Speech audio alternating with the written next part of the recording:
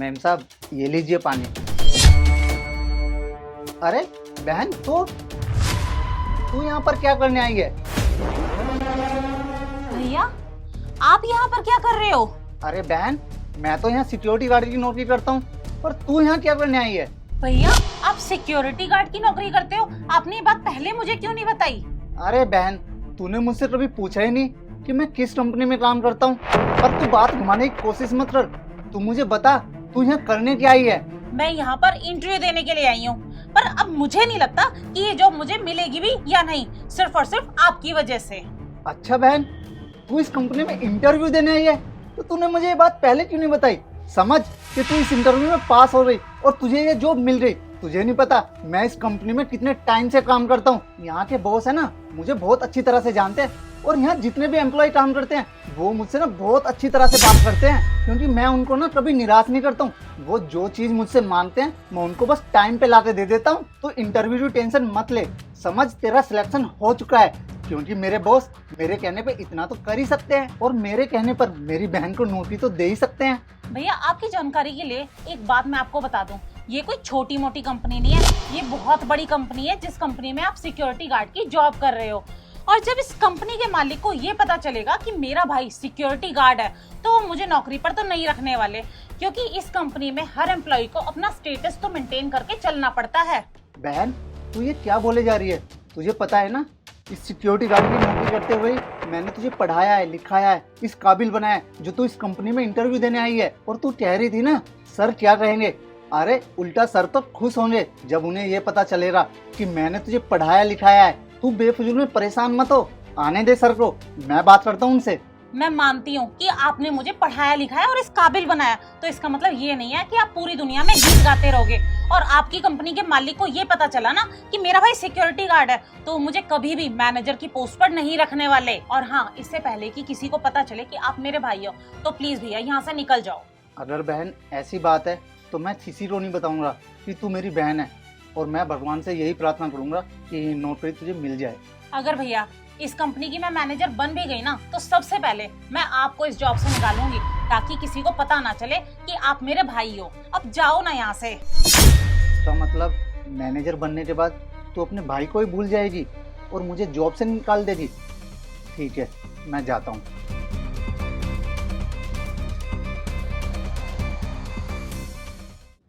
क्या आप ही का नाम मिस राखी है?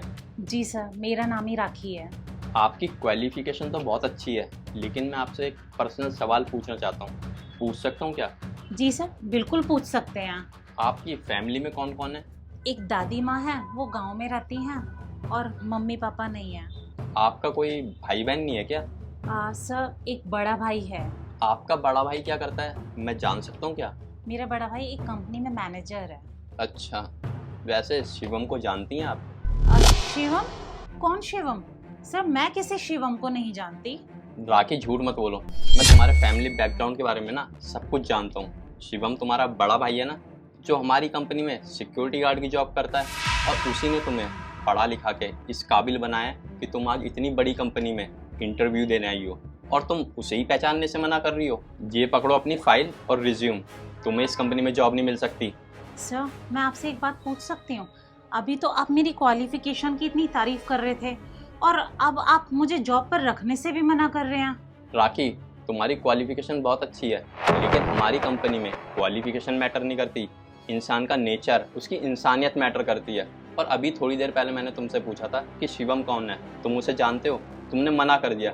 आपको पता है आपका भाई इस कंपनी में कितने टाइम से काम कर रहा है और कितनी ईमानदारी से काम कर रहा है? उसे लोग उसकी ईमानदारी की वजह से जानते हैं, मिसाल देते हैं ईमानदारी की उसकी। और तुमने क्या करा, अपने भाई को ही पहचानने से मना कर दिया।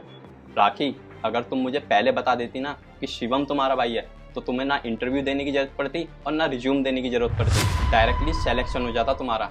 पर नहीं, तुम्हें तो अपना स्टेटस दिखाना था ना, दिखा लिया तुमने स्टेटस। जाओ, अब ये स्टेटस ना अपना किसी और कंपनी में दिखाना, वहीं तुम्हें जॉब मिलेगी। यहाँ तुम्हारे लिए कोई जॉब नहीं है। Now you can leave. Sir please, आप ऐसा मत बोलिए, प्लीज़ मुझे ये जॉब दे दीजिए। इस जॉब की ना मुझे बहुत ज़रूरत है, और सर आप नहीं जानते इस जॉब के लिए मैंने क्या क्या किया है। मैंने बोला ना, मुझे कुछ नहीं सुनना, अपनी फाइल उठाओ और निकलो यहाँ से। सर, मैं अंदर आने के लिए माफ़ी चाहता हूँ, पर मैंने ना बाहर खड़े होकर आपकी सारी बातें सुन ली हैं। प्लीज़ साहब मेरी बहन को माफ़ कर दीजिए। अभी से इस दुनिया की कोई समझ नहीं है, बल्कि इसे तो ऐसा लग रहा था कि कहीं आपको पता चलेगा कि इसका भाई इस कंपनी में सिक्योरिटी गार्ड की नौकरी करता है तो आप इसको जॉब नहीं दो रहे। लेकिन साहब इसको नहीं पता कि आप कितने अच्छे इंसान हैं और आप अपनी कंपनी के सारे एम्प्लॉयज़ को कितना मान सम्मान देते हैं। इसीलिए साहब मैं आपके सामने हाथ जोड़ता हूँ, ये नौकरी मेरी बहन को दे दीजिए। और हाँ साहब, मेरी बहन ना पढ़ने लिखने में बहुत होशियार है और मुझे यकीन है ये इस कंपनी को बहुत आगे तक ले जाएगी और आगे से आपको कोई शिकायत का मौका नहीं दे रही। प्लीज़ साहब। देखा राखी, तुमने अपने भाई के साथ कितना गलत किया, फिर भी वो तुम्हारी जॉब के लिए मुझसे गुहार लगा रहा है। अगर तुम्हें जरा सी भी शर्म है ना तो अपने भाई से माफ़ी मांगो। भैया प्लीज़ मुझे माफ़ कर दो, मैंने आपसे बहुत बदतमीजी से बात की, पर मैं प्रॉमिस करती हूँ कि आज के बाद ना आपके साथ ऐसा सलूक कभी नहीं करूँगी। कोई बात नहीं राखी, ऐसा हो जाता है जाने अनजाने में। पर साहब मैं आपसे रिक्वेस्ट करता हूँ, ये नौकरी आप मेरी बहन को दे दीजिए। ठीक है शिवम, तुम्हारे कहने से मैं तुम्हारी बहन को जॉब तो दे रहा हूँ, वैसे ये ना इस जॉब के लायक नहीं है और मैं इससे उम्मीद करता हूँ कि ये ऐसी हरकत आगे से किसी के साथ नहीं करेगी। बहुत बहुत शुक्रिया साहब। ठीक है राखी, कल से तुम जॉब पे आ जाना। थैंक यू सर, और थैंक यू भैया, आपकी वजह से मुझे ये जॉब मिली है। कोई बात नहीं राखी, ध्यान से घर जाना और कल ना टाइम से ऑफिस आ जाना।